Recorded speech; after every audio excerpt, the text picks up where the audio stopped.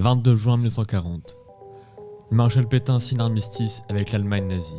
La France est alors occupée.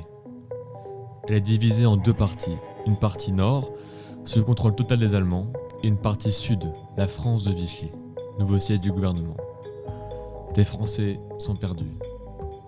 Certains sont soulagés, c'est la fin de la guerre, des combats, de l'exode, le retour des soldats. Mais d'autres se sentent humiliés, ils ne savent pas comment réagir. Faut-il accepter, attendre, résister, se soumettre, collaborer ? C'est l'incompréhension en France. Mais une poignée de Français se raccroche à un espoir apporté le 18 juin 1940, lors de l'appel du général de Gaulle en direct de la BBC, la radio de Londres, alors que la guerre n'est pas terminée. Avec de maigres effectifs, il veut, comme il l'avait dit dans son appel, continuer le combat. Le 1er juillet 1940, le général fonde les forces françaises libres.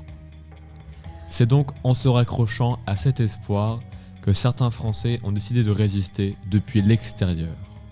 D'autres, en France, décident de mener un début de résistance. Ils ne sont pas nombreux, mais déterminés. C'est donc grâce à ces hommes, ces pionniers, que la résistance naît et se développe. Les hommes, les Français, les résistants, on ne parle que des hommes.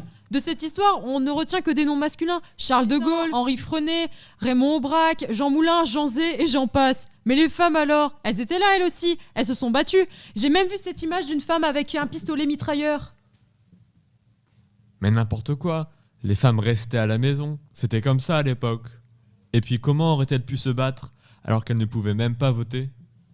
Eh bien en réalité, vous avez tort et raison tous les deux. Les femmes ont été particulièrement efficaces et sont vite devenues indispensables, car il ne faut pas oublier que de nombreux hommes, presque 2 millions, ont été faits prisonniers, et c'est en partie sur elles qu'a reposé le début de la résistance.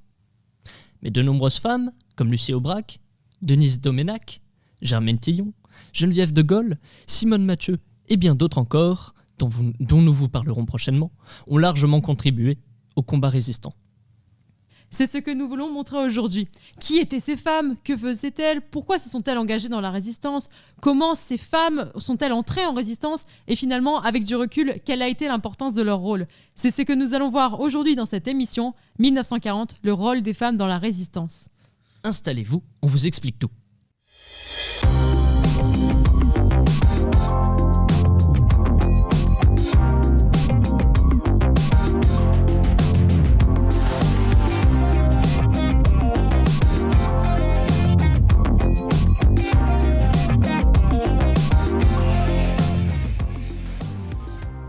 Lors de son discours le 17 juin 1940, le président du Conseil, Philippe Pétain, annonce la défaite de la France face à l'Allemagne, et ce qui, par conséquent, entraîne la signature de l'armistice le 22 juin 1940.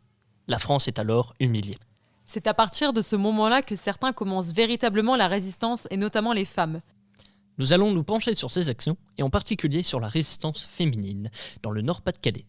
Nous avons le plaisir de recevoir M. Laurent Sellier, professeur missionné à la Coupole, musée de la Seconde Guerre mondiale, dans les alentours de Saint-Omer, dans le Pas-de-Calais. M. Sellier est chargé de l'exposition temporaire 1940, De Gaulle et la Résistance, en Nord-Pas-de-Calais. On l'appelle tout de suite en podcast.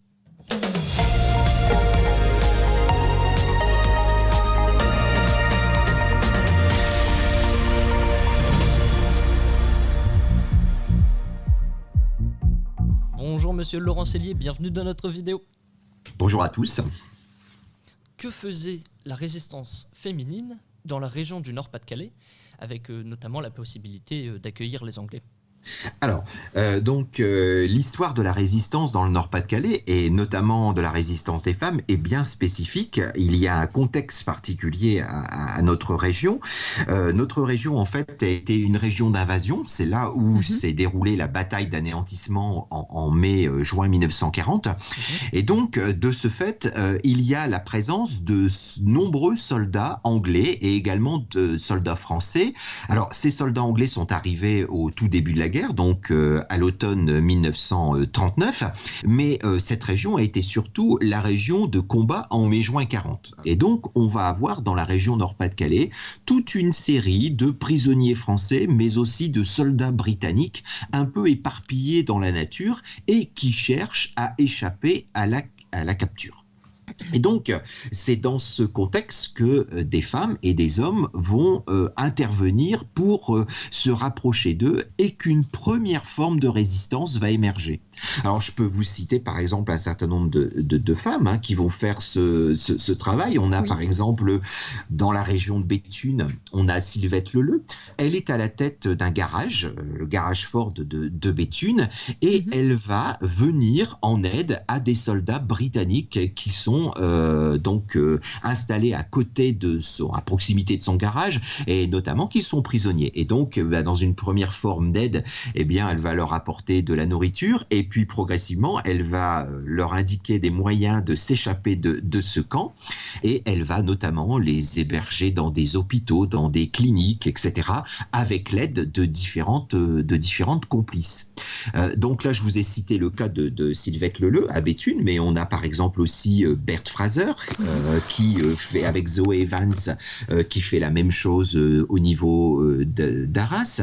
Vous avez la famille de Léonel de Pinault, donc sur Calais. Donc on a, je ne vais pas vous citer tous les noms, mais on va avoir comme cela différents groupes, et avec notamment un rôle important qui va être dédié aux femmes, et dans certains cas, comme je l'ai indiqué, les femmes vont même être les initiatrices de cette première forme de résistance. Donc une résistance où on vient en aide à des soldats britanniques. D'accord, et bien merci beaucoup Monsieur Laurent Cellier pour toutes ces explications.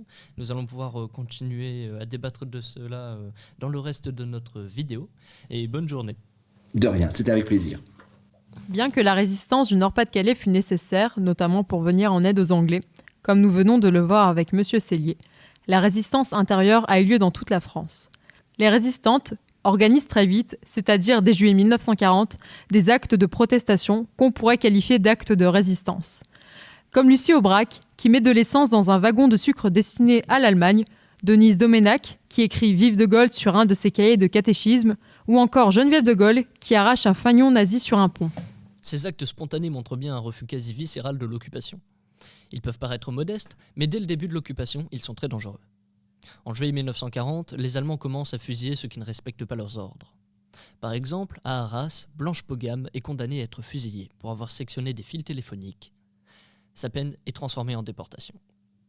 Plusieurs femmes dont nous parlons seront déportées également à partir de 1943, dont Germaine Tillon et Geneviève de Gaulle. C'est après ces actes de protestation, isolés et sans lendemain, qu'elles veulent ensuite agir collectivement en tentant de se rapprocher d'autres personnes qui partagent leurs convictions pour former ce qu'on pourrait appeler les premiers réseaux de résistants.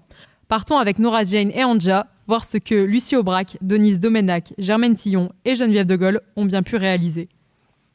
Prenons l'exemple de Lucie Aubrac. À l'automne 1940, elle rencontre à Clermont-Ferrand un petit groupe de personnes mené par Emmanuel Dastier de la Vigerie. Ils forment un premier noyau de résistance, la dernière colonne.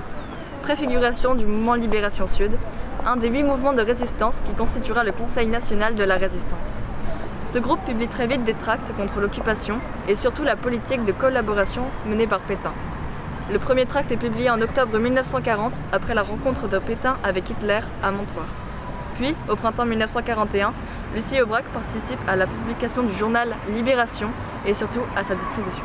À Lyon, Denise Doménac aide son frère à publier de simples tracts. Elle y distribue, comme selon ses termes, une petite main, un saute-ruisseau, puis elle distribue des journaux clandestins.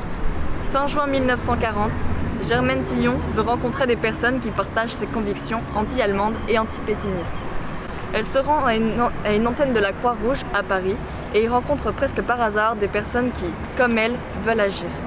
Ils décident de ressusciter une vieille association, l'Union des combattants coloniaux, officiellement pour envoyer des colis et des lettres pour les prisonniers de guerre des territoires d'outre-mer, mais officieusement pour faire rencontrer des résistants et aider les prisonniers de guerre évadés, les loger, les habiller et leur faire de faux papiers. Elle recrute des bénévoles pour cette association qui va devenir le réseau du Musée de l'Homme. C'est ce petit groupe que rejoint Geneviève de Gaulle. Elle y multiplie les actions de renseignement et d'information. Elle écrit des articles dans la feuille d'information résistante, Défense de la France.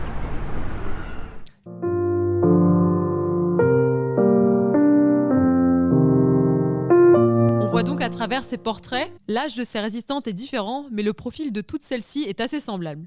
Elles viennent du même milieu social qu'on pourrait qualifier de catholiques, bourgeois et patriotes. La question est, pourquoi veulent-elles s'engager ? Elles souhaitent, c'est vrai, défendre leur patrie après la défaite qu'elles ressentent parfois comme un coup de poignard. C'est le cas de Geneviève de Gaulle. Mais en fait, c'est aussi par le refus de l'occupation allemande. Elles ont toutes donc par leur possibilité d'avoir dans leur milieu social une très bonne connaissance de la situation dans l'Allemagne nazie, ce qui leur permet de s'engager contre les Allemands. Mais leur prise de conscience et leur volonté de s'engager vient aussi du refus de Vichy, de Pétain et de sa politique anti-républicaine et anti-juive. Il ne faut pas oublier que dès juillet 1940, Pétain supprime la République, la France bascule alors dans une sorte de dictature. Sa devise devient famille, travail, patrie, tandis que Pétain publie en octobre 1940 un statut spécial pour les Juifs, leur interdisant l'exercice de certaines professions et leur faisant perdre parfois la nationalité française. Germaine Tillon affirme même en 1940 « Pas une seule seconde, il me vint à l'esprit de ne pas faire l'inverse de ce qu'il préconisait. » C'est donc pour toutes ces raisons qu'elles prennent conscience qu'il faut agir. Le rôle des femmes a donc été important, on peut même dire décisif. Il ne faut pas oublier que les résistants ne sont pas nombreux. De plus, beaucoup d'hommes sont faits prisonniers, environ 1,5 million. C'est donc par et autour des femmes que s'articule la quotidienneté de la résistance. On l'a vu, pour publier des tracts, des journaux, pour aider des personnes recherchées à se cacher. En fait, elles étaient plus disponibles, car beaucoup de femmes n'étaient pas salariées. De plus, les femmes étaient, aux yeux des Allemands, moins suspectées d'être résistantes, et elles pouvaient donc plus facilement se déplacer pour transporter des tracts, des journaux, mais aussi des armes et des explosifs. Comme par exemple Cécile Tanguy, femme du colonel Roll Tanguy, qui entra dans la lutte armée en 1941. Ayant eu un bébé en 1941, elle cachait des documents et explosifs dans la poussette.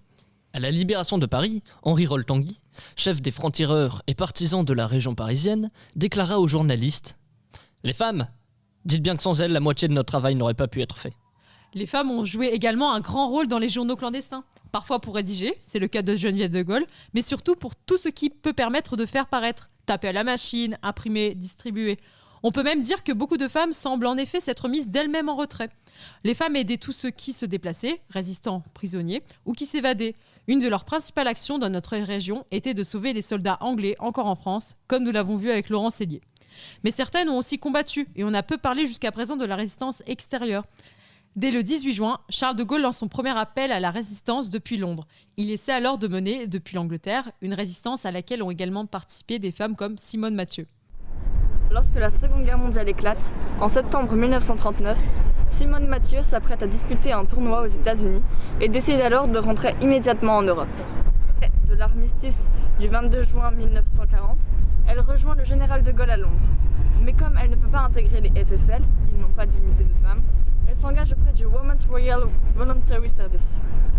C'est en septembre 1940 que l'amiral Muselier lui confie la tâche de constituer un corps féminin des volontaires françaises auprès de la France libre.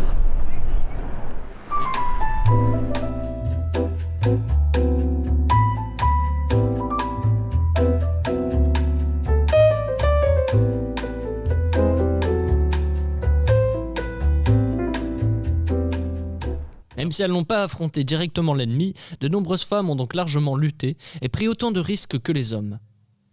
Alors pourquoi en entendons-nous moins parler que le combat de ceux-ci ? Une des raisons principales est que la plupart des femmes ayant résisté n'ont pas revendiqué leurs actions. Certaines ne se considéraient juste pas comme des résistantes, d'autres avaient peur de se mettre en avant, ou tout simplement, on ne leur donnait pas la parole. Les femmes n'avaient pas l'habitude de participer à la vie politique. Elles sont restées discrètes et leurs actions n'ont pas été reconnues. Par exemple, quand on regarde la récompense décernée pour une contribution à la libération de la France, seulement 6 femmes ont été reconnues comme compagnons de la libération contre plus de 1000 hommes. De plus, on l'a vu, le rôle des femmes a été très divers et au final peu combattant. Or, l'image de la résistance est liée à l'action armée. Cela n'a pas aidé à la reconnaissance du rôle des femmes, ayant ancré leur image dans la mémoire des Français après-guerre. C'est donc grâce à l'action des résistantes et des résistants que la France sera libérée de l'occupation petit à petit, 4 ans plus tard. Leur combat pour la France a découlé sur un autre combat, Un combat pour elles-mêmes, en tant que femmes, dans un monde à l'époque patriarcal. Bien que très peu de femmes ont été décorées ou félicitées pour leurs actes, ces dernières ont montré ou prouvé leur légitimité, leur utilité dans le combat, et donc dans la vie sociale et démocratique. C'est la fin de cette vidéo, merci à vous d'avoir regardé jusqu'au bout. Un grand merci à Laurent Cellier d'avoir répondu à nos questions. Merci à Hector et Victor à la réalisation et à la technique. Merci Adèle. Merci Valérian. Merci à Anja et Nora Jane ainsi qu'à Candice et Sarah pour leur participation. Merci à tous ceux qui nous ont apporté leur soutien et leur contribution. Sur ce, portez-vous bien. Tchuss. Tchuss.